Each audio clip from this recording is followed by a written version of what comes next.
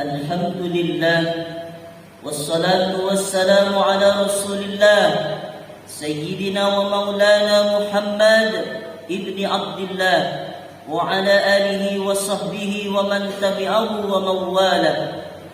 أشهد أن لا إله إلا الله وحده لا شريك له وأشهد أن سيدنا محمدا عبده ورسوله لا نبي بعده. اللهم صل وسلم وبارك على سيدنا ومولانا محمد النبي الأمي وعلى آله وصحبه وبارك وسلم. وقال تعالى في القرآن العظيم وهو أصدق القائلين: أعوذ بالله من الشيطان الرجيم. يا أيها الذين آمنوا اتقوا الله حق تقاته ولا تموتن إلا وأنتم مسلمون. وقال تعالى في آية أخرى: يا أيها الذين آمنوا اتقوا الله وقولوا قولا سديدا يصلح لكم أعمالكم ويغفر لكم ذنوبكم ومن يطع الله ورسوله فقد فاز فوزا عظيما. عباد الله، أوصيكم ونفسي بتقوى الله وطاعته فقد فاز المتقون.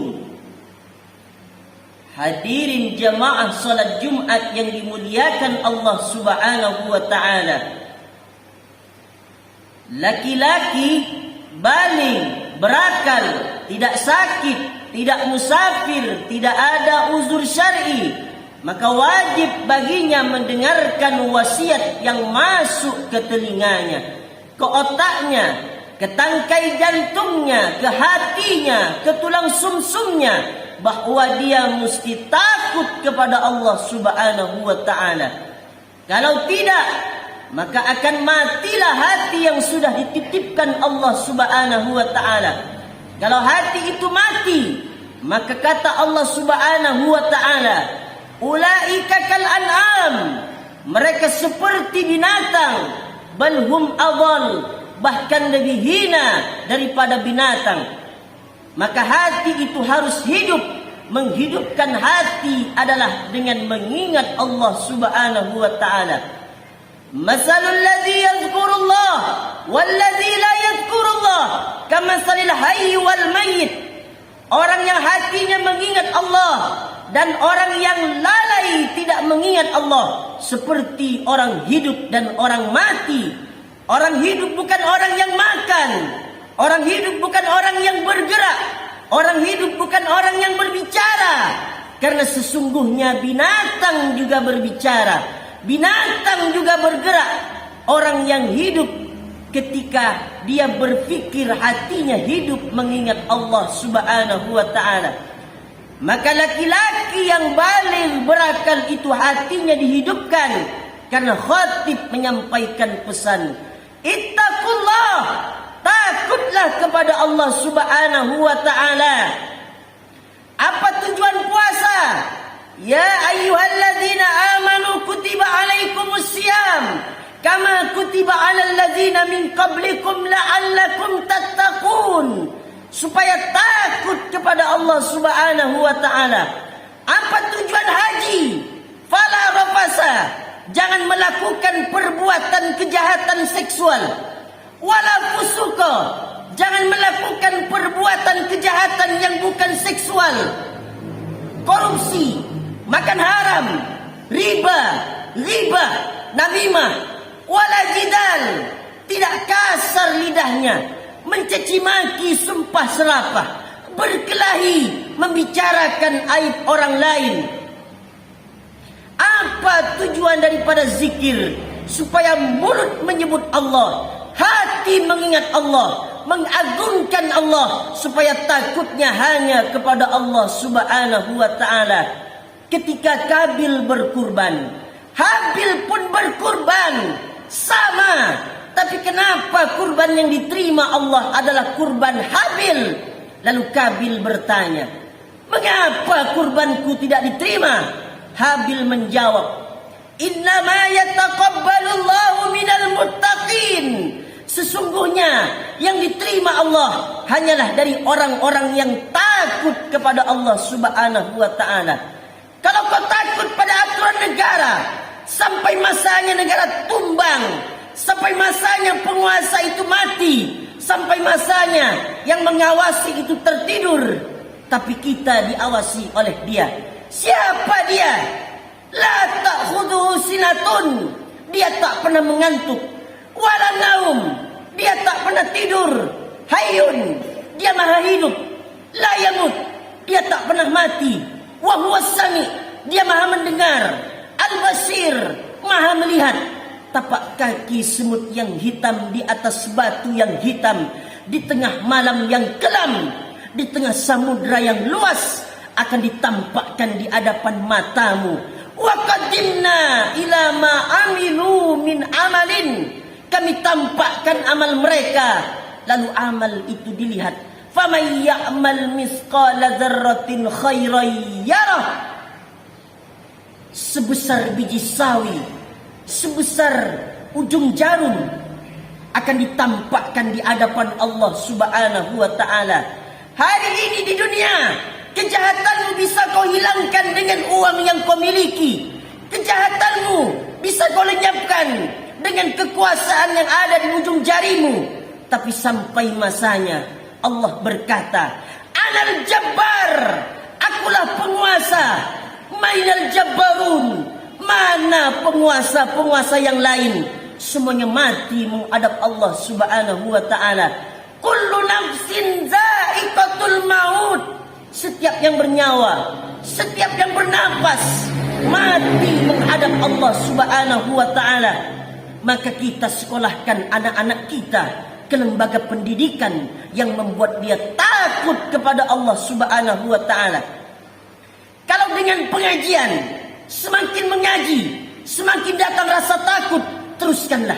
Tapi kalau hanya dengan pengajian, datang sombong, banyak hafal ayat, makin mengerti dalil, hanya untuk mendebat.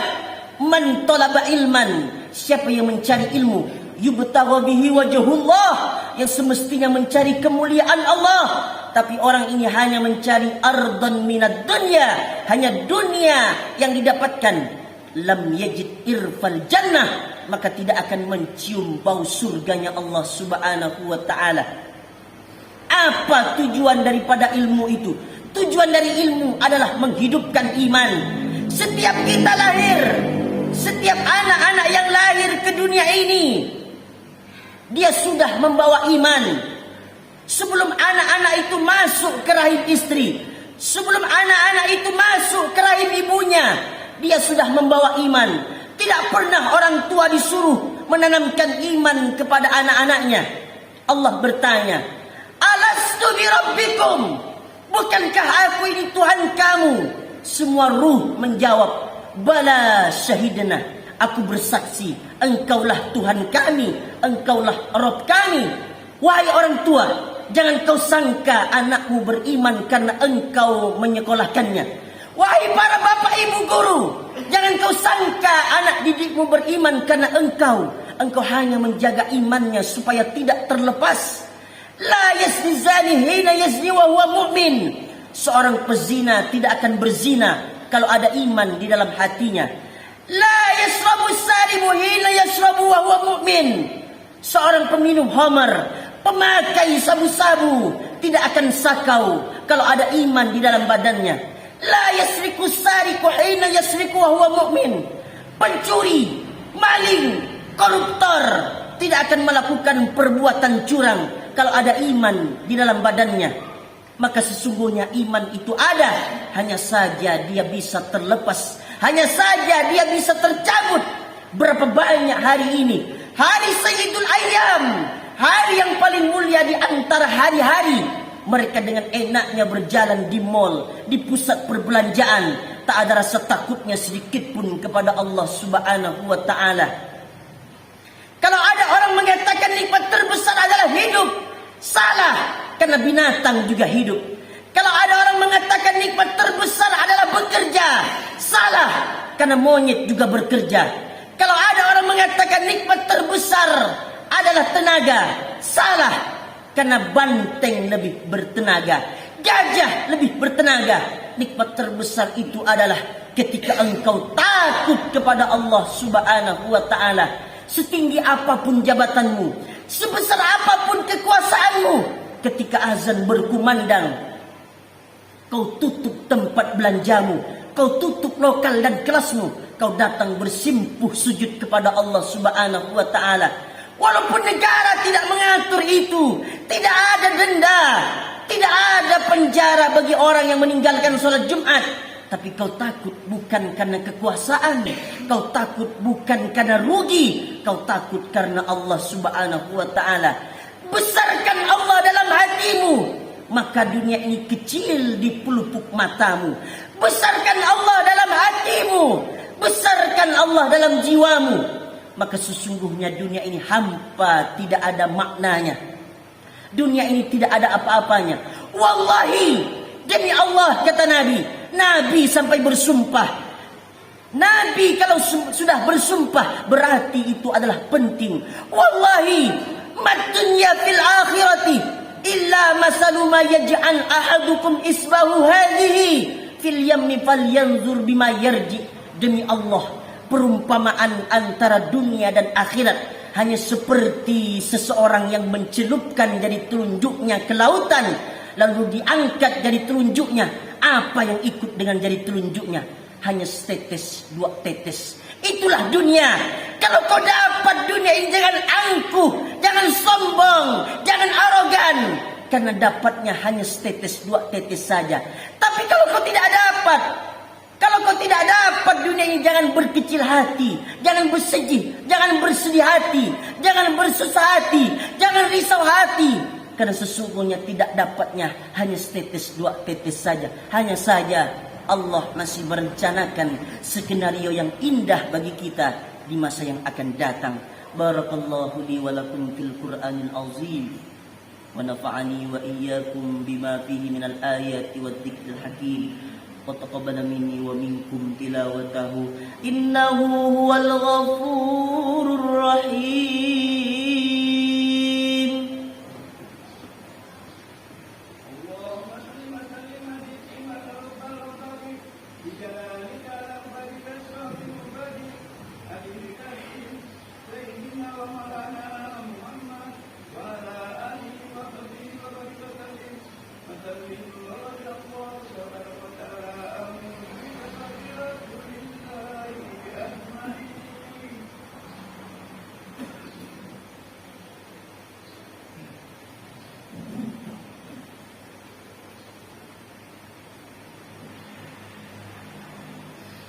Alhamdulillahi Rabbil Alamin.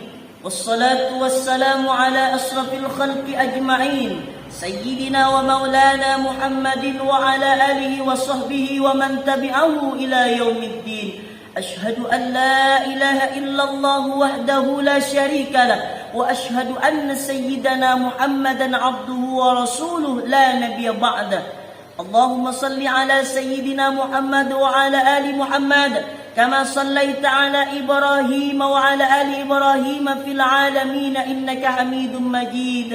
اللهم بارك على محمد وعلى آل محمد كما باركت على إبراهيم وعلى آل إبراهيم في العالمين إنك حميد مجيد.